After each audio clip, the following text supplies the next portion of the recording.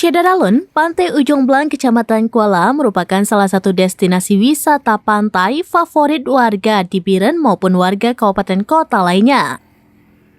Kawasan Pantai Ujung Blang termasuk wisata pantai yang paling dekat dengan pusat kota, hanya berjarak sekitar 5 km arah utara Biren.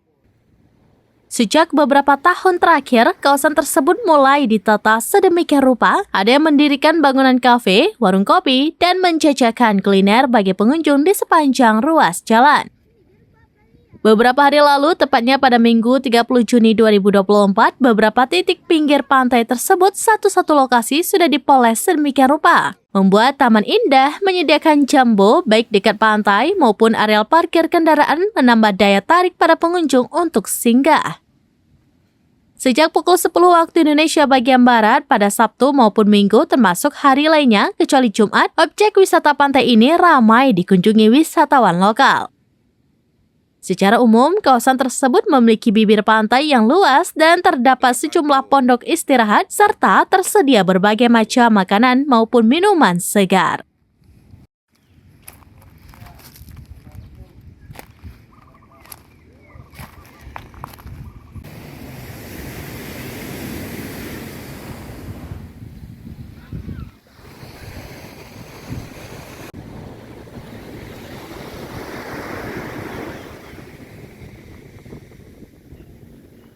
Dari Biren, Yusmandit Idris, surambinews.com.